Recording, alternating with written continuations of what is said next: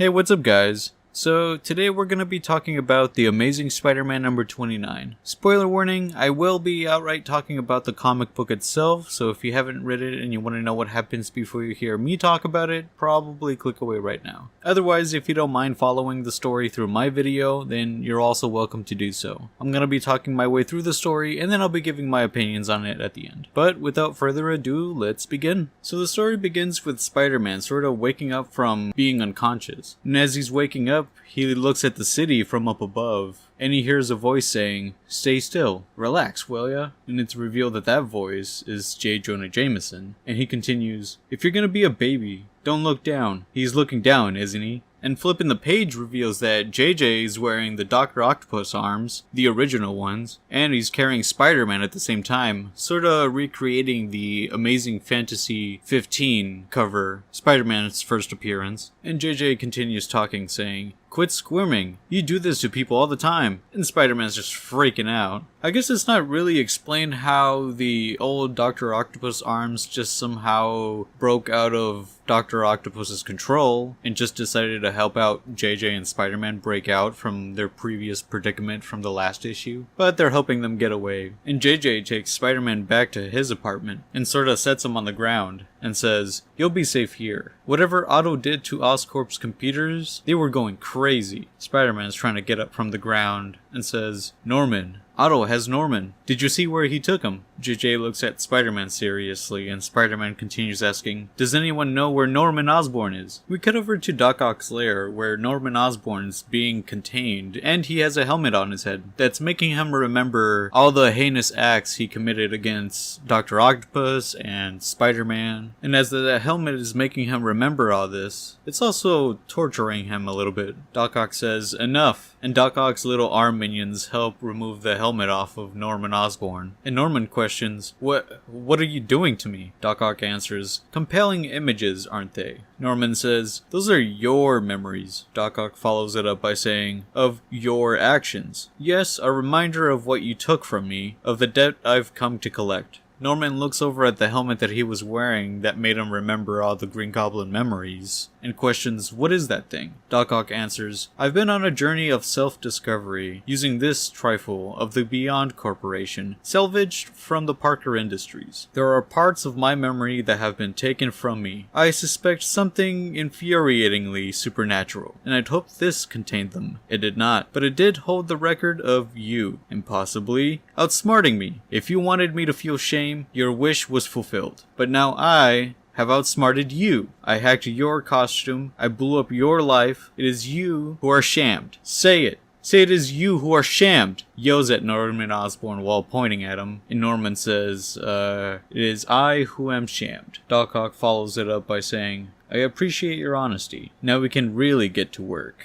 We cut back to JJ's apartment, where Spider-Man's pacing back and forth, and he says, Otto has to have taken Norman to some kind of hideout, and those arms must have some idea where it is. But JJ does fight back, saying, "Hey, I know these things, and there's no way they know anything about that." The arms start making noise, and JJ looks back at them and questions, "Huh?" The arms sprout these sharp objects that are meant to attach to the spinal cord, and they instantly pounce Spider-Man. Of course, Spider-Man freaks out, and he's just like trying to push them away, and he's yelling, "Ah, what do you think you're doing?" Spider-Man tosses them towards a lamp, causing it to get knocked over, and says, "Get these things off me." JJ's freaking out, "My lamp!" And Spider-Man continues, "Your pet grew teeth and tried to eat me. I don't care about your lamp." JJ says, "Those aren't teeth. Those are..."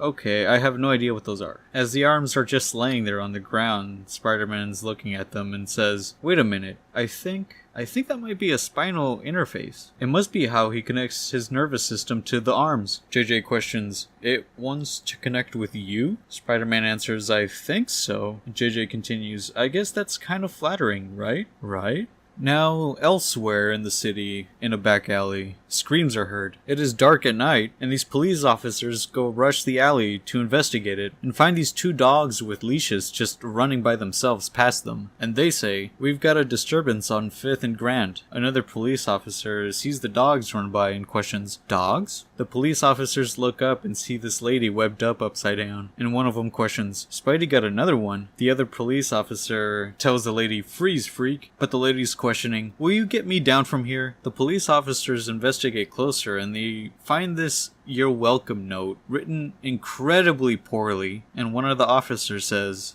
"Huh, sign's not as witty as usual." And the other one says, "What's your deal, lady? You got a gun?" And she yells, "No, I don't have a gun. I'm a dog walker." Flipping the page over, we get to see a silhouette on top of the building of the menace that caused this. And he says, "Hear this, puppy prisoners of York City, Newtown. None of you are safe." He jumps off the building and it's revealed to be REK-RAP. And he's saying, "So says the web-wenging warrior, REK-RAP." And at the bottom of the page, there's an editor's note saying, "That's right, true believer. REK-RAP is back. Will he help Spider-Man? Probably not. Will he save the city? Certainly not. Will he not show up until a later story arc? But we didn't want you to forget about him." And for those of you that don't know who REK-RAP is, he's basically a character that was created back in issue number 17 of this specific The Amazing Spider-Man comic run. I did make a video about that specific comic issue, so go back and watch that video. He's kind of a goofily created character, but we are reminded that he is somewhere out there doing his own thing. And hopefully he gets implemented into the story in some fun, creative way. Next we cut over to Dr. Octopus's lab, and he's talking to Norman saying, "You can fool them, but you'll never fool me. I know this idea that you're reformed is a ruse. I've stolen every Oscorp file from your mainframe. I'm breaking the encryption now. Your master plan will soon be known to me.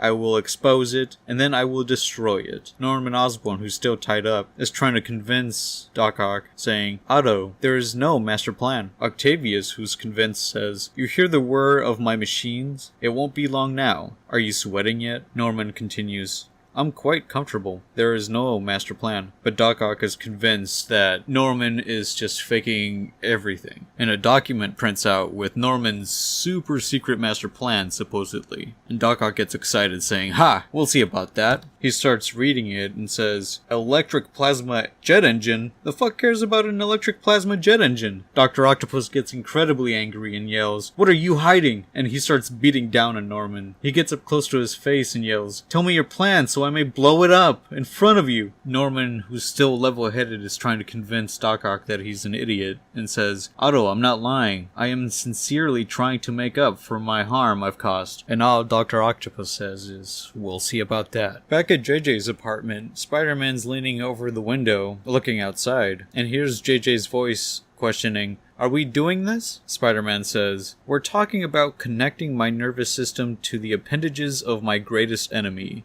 Give me a second." JJ's just standing right by the arms, waiting for Spider-Man to walk over, and says, "If these things know where Norman is, this is how they want to tell you. No use being a baby about it." Spider-Man's left silently for a moment and finally says, "Okay, I'm ready." He walks over to the arms that are just sitting on the couch, and Spider-Man says, "Come on, Peter. Sometimes you can't make an omelet without jamming some spikes into your spinal cord." He lifts the arms to attach them onto his waist, and they attach onto him. JJ questions, "Do you feel anything?" Peter says, "I think so. It kinda tickles. It's not so bad." This is when the arms finally do attach to his spinal cord, and he really feels it. And Peter continues, "Wait, nope, there it is. That's bad. That's bad," he yells in pain and agony, while JJ is saying, "Cut that out." Peter, again in pain, says, "You get an auto epidural, and then you cut it out." After being left feeling the arms for a moment, Peter finally says, "Oh wow, that's weird. Why do I feel like I've missed this?" JJ questions, "Are you okay?" And Peter responds with, "I need tools." Back at Dr. Octavius's lab, Doc Ock's really freaking out. He's just pounding at Norman Osborn, yelling, "You're a fraud, Norman. Fight back. Show me the goblin inside of you." Poor Norman, who's just getting pounded, he really is like a totally nice guy now, and he's just getting hammered by this dude who's just taking revenge on him. Norman says, "The goblin is gone, Otto. I've changed. Why can't you accept that?" Doc Ock responds with, "Because I wasn't allowed to." What? Why did I say that? My god, did I try to... Is that what I've Forgotten? Never mind. I'm not here for introspection. I'm here for revenge. And if you have truly freed yourself of the Goblin, then that is what I'll take from you. Bring it to me, he demands to his arms. Norman, who's just held down by Dr. Octopus's little minions, questions, Bring what? What are you doing, Otto? Doc Ock responds, I hope you have convinced yourself you're a good man, Norman. I hope that warm fantasy comforts you at night, because you're about to lose it. To this, and reveals a suitcase to him that has a green glow to it. Now we move over to Norman Osborn's apartment, where it looks like JJ and Spider-Man are hanging out, but not really hanging out, really doing work. And JJ questions, I can't believe Norman gave you a key to his apartment. Spider-Man says, he gave it to me in case I ever needed to check up on him, to make sure he wasn't up to no good. And it looks like Spider-Man's working on Doc Ock's original arms, and he's thinking to himself, and here I am, playing with Otto's toys. But how am I working so fast? Why is this so easy? He continues thinking to himself as he's fixing Dr. Octopus's arms. It's like the arms aren't telling me how to fix them. They're reminding me. And he's shown spraying red paint on them. We move over to Jonah, who's just looking out the window, and he hears Peter's voice from behind him saying, Jonah? JJ turns around saying, Holy crow. And Spider-Man standing there wearing Dr. Octopus's original arms, but they're fixed, and he painted them red to match with his costume. And Spider-Man says, an octopus isn't the only thing with 8 legs. And after Spider-Man's big costume reveal change, we move over to Doc Ock's lab once again, for a final time in this comic. Norman is still strapped to a chair, trying to convince Otto, saying, Don't do this, Otto. You've outsmarted me. You've won. Otto responds saying, that was never in question. It was inevitable. I can feel it. You took something from me. I can never get back. And now it's my turn to do the same. Otto brings out a needle with this green substance inside of it. Norman questions, what is that? Otto, don't do this. Otto responds with, and waste it? Are you kidding me? Do you know how hard this was to make? And with an evil snark, he injects Osborn with the green liquid. Norman's yelling for his life, please no! And Otto very heartlessly says yes. And to be continued. That's where that story ends, ladies and gentlemen. So what do I think about the comic book itself?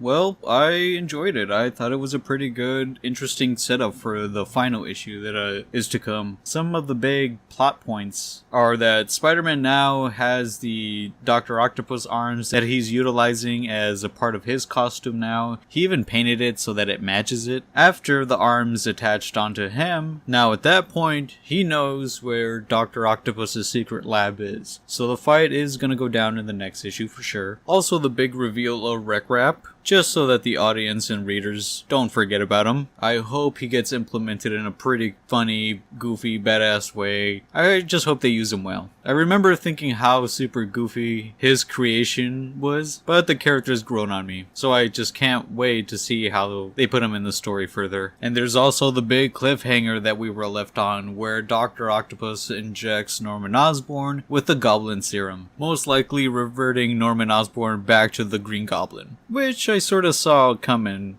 from a mile away, really. But I was really getting used to Norman Osborn finally being like a good guy and helping Peter Parker out. So far, there really hasn't been very many action sequences with the Gold Goblin in the Amazing Spider-Man run. I mean, there are parts where they say he fights, but they're just like off the comic. There aren't any fighting sequences that you actually get to see. There are moments where they build him up to a fighting sequence, but like it's been in the past, he just gets knocked out by like Ben Reilly, and as we've seen in this story arc, by Dr. Octopus. I'm assuming the only time they actually gave him to shine was in his specific miniseries they had for him. I did pick up like the first issue because of the villain that was in that comic, Jack-O-Lantern. I think that villain is pretty fun.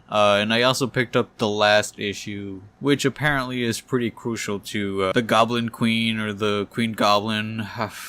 There's too many fucking goblins. But, you know, the lady that apparently the Gold Goblin takes out in his comic run. Hopefully in this next issue he does make a comeback and has a pretty cool fighting sequence before he inevitably does get turned into the Green Goblin again. This issue did sort of weaken Dr. Octopus's main goal. He sort of came off as like a whiny baby, to be honest. The previous 2 issues have been building him up to be kind of a menace, but in this one he definitely seems like a whiny baby, just trying to get revenge in whatever manner he possibly can. Even after he gets proven wrong, after hacking Norman's computers and gets proven that Norman really isn't up to anything bad. But no, Doc Ock doesn't like that. He has to go out of his way to use the Goblin Serum to turn him back into the Green Goblin. What? Now, supposedly, Doc Ock's main goal was to stop whatever evil plan supposedly the Green Goblin was coming up with. So why did he have that Goblin Serum with him, ready to inject Norman with? That's kind of something that I question about this comic. At this point, Doc Ock is really just a psychopath. And that's our villain right there. But overall, I enjoyed this setup issue for the final story arc. I appreciate you guys for listening to me talk about this comic book, and if you want to listen to me talk about more comic books, more Amazing Spider-Man, just make sure to like and subscribe, and I'll see you guys next time. Peace.